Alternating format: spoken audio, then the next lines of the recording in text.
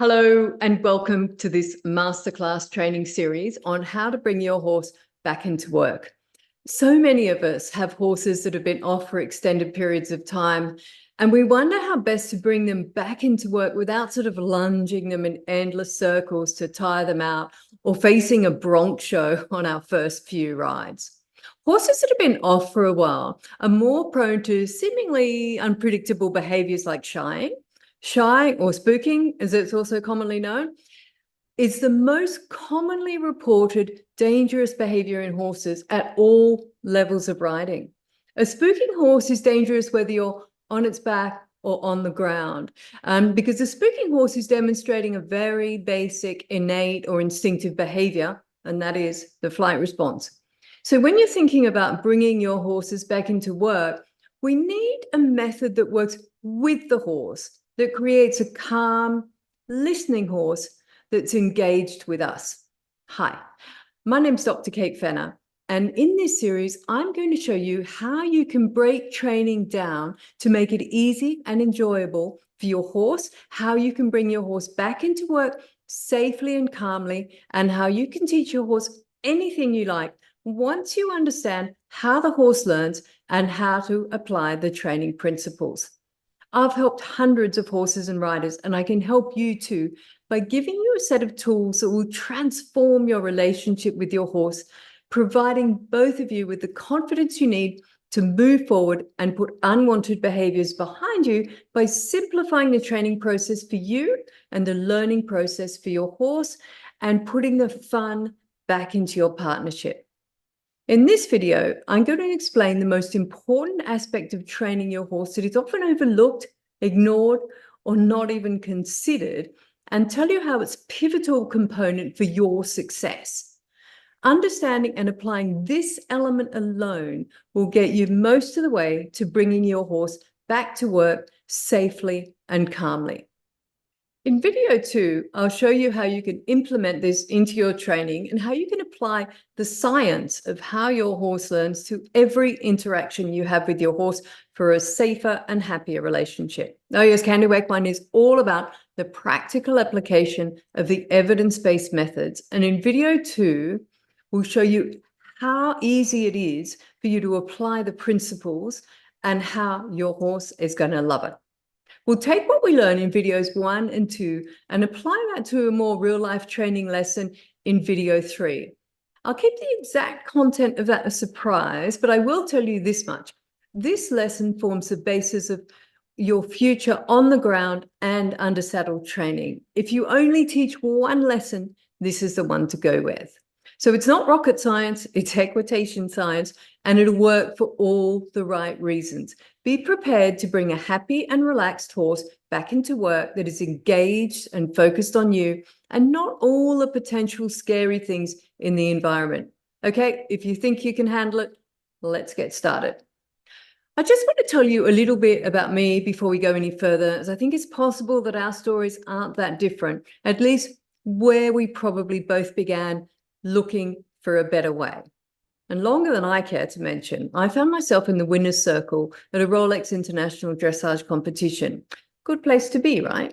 Well, I would have been happy to be there, but I wasn't convinced that my horse was.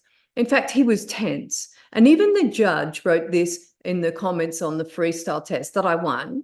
Horse looks beautiful on the outside, but I fear ready to explode on the inside. And she'd hit the nail on the head. While I was able to hold the horse together in the dressage arena, I knew that if I'd taken that same horse out on the trail, he'd be spooking all over the place and it'd be no fun for anyone. So you might ask, why did I win? I think it was because that was the way modern dressage was going. Less relaxation, more pressure everywhere. And sadly, that was 2 decades ago, and it's only become worse, at least for the horse. I decided at that moment in Singapore that I was going to find a better way. Find a way of training that worked with the horse and not against them. Find a way of teaching the horse that resembled the way we try to educate our children, based on reinforcement with love, kindness, and respect for these gentle, soft creatures. The journey took me to the US, where I spent 8 months studying with John and Josh Lyons and completing their certification program. I then moved back to the United Kingdom and set up taking horses in for starting and re-education, as well as traveling the length of the country, giving clinics and demonstrations. In 2005, I was finally able to return home to Australia, where I started Can-Do Equine. I wanted to build can-do kind of horses, horses that did what they were asked because they wanted to, they understood it, and the work was fun and engaging. Horses that had the confidence and relaxation to stay with me mentally and not demonstrate conflict behaviors such as bucking, shying, or trying to leave, even when the environment became quite challenging. Once again, I started out with a mixture of taking horses in for training and going out to teach owners. What I discovered over the following years was the only sustainable results came from teaching owners to train their own horses. Horses aren't like computers. I can't simply download the perfect dressage test software by sending my horse to a brilliant dressage rider and expect my horse to now perform the perfect dressage test with me riding. Also, horses don't have buttons, although it's something you often hear. Let's say I have an old car and it has wind down windows. Now, I can take that car to the garage and get them to install electric windows. Once this is done, every time I push the button, the window will go up or down.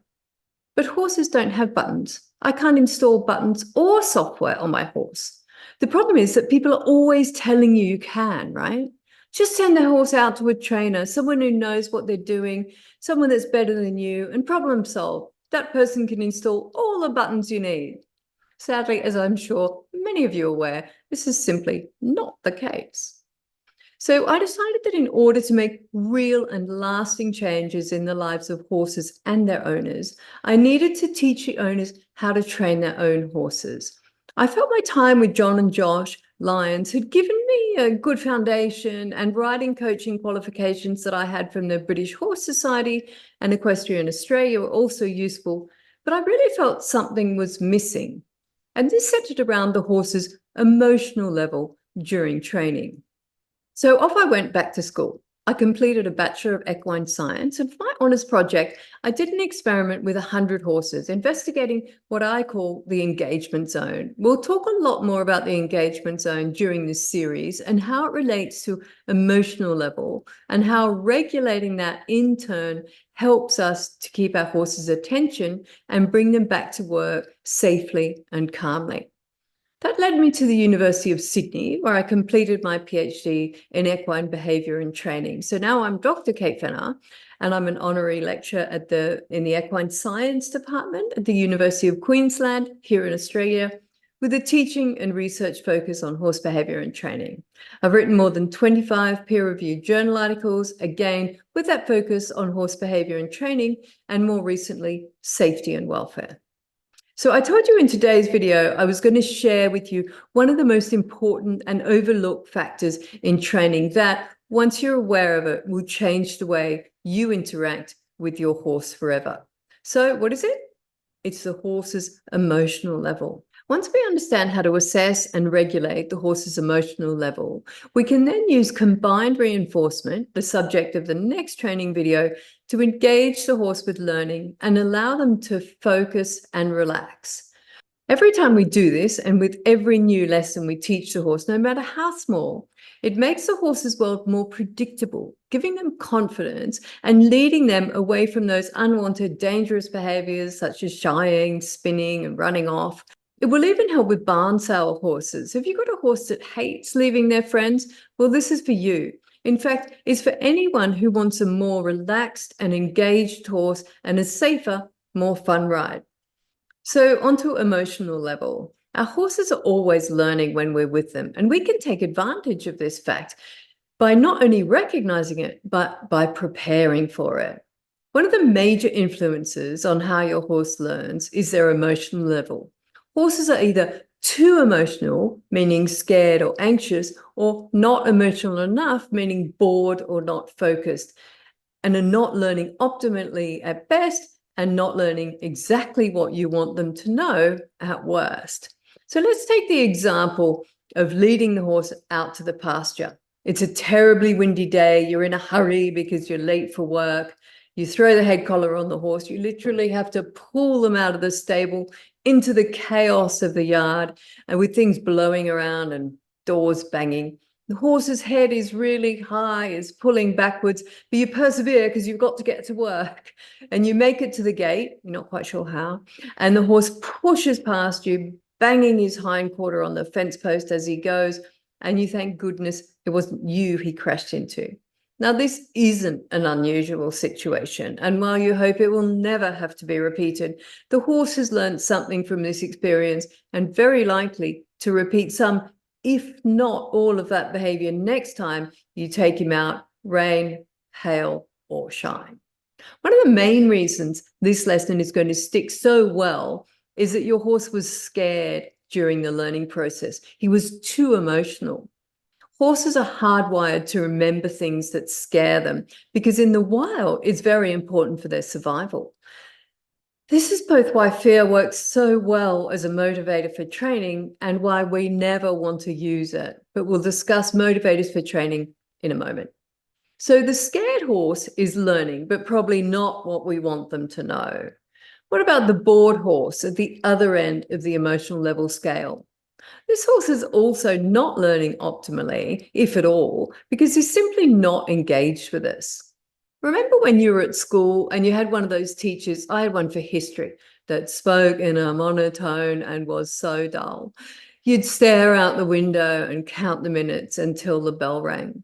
Well, this is the trainer with the horse with a very low emotional level. The horse is bored or not focused on the trainer at all, probably shut down or snoozing, and of course, not learning optimally. Then you'll also remember the teacher that shouted and called on you when you hadn't raised your hand or threatened you with detention. That was always the math teacher for me. I don't know about you. Well, that's the storm that our other horse found themselves in. Way too emotional to learn and spending the whole time trying to get out of class or run away to the field. How about that fabulous teacher, the one that told you fascinating stories, that engaged you, praised your efforts? Do you remember that one? For example, the one that told you were great at art, even though your efforts were probably terrible, but you grew up to be an artist just because of them. Well, that's the teacher that got the emotional level right. Your emotional level. During art class, you're engaged and interested. That's a little bit more emotional than you were with the history teacher and a lot less emotional than you were in your maths lessons.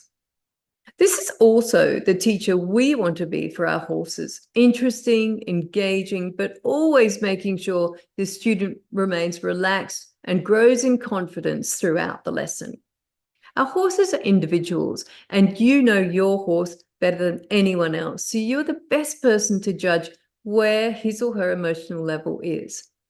I like to think of emotional level as being on a scale, say from 0 to 100. If 50 is average for your particular horse, then the history teacher had you at about 40 and the math dictator had you at about 70. So the art teacher hit the sweet spot somewhere between 60 and 65.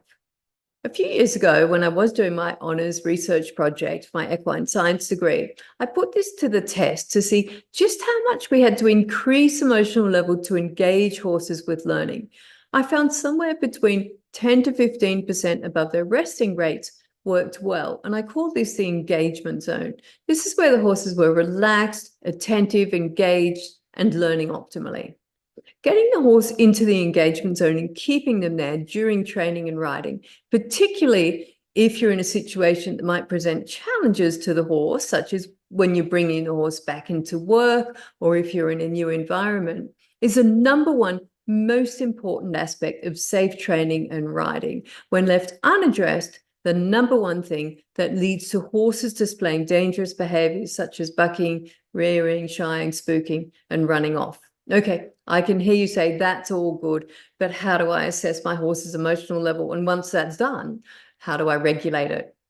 You might think your horse is different. Perhaps it's an off-the-track thoroughbred or a rescue horse. Sure, they have different emotional levels because of their history. So will it work for them? I'm going to answer all these questions next time. In video 2, we'll talk about how to assess your horse's emotional level. And then I'll give you a simple exercise to help you engage your horse and get them into that all-important engagement zone. I don't want to give it all away, but here's something to consider before next time. We can't force a horse to relax, right? I can't force you to relax either, can I? What I can do is start a conversation with you and change your focus. I can't force a horse to stand still. And that's sometimes the first thing we want our horse to do if the horse is too emotional, right?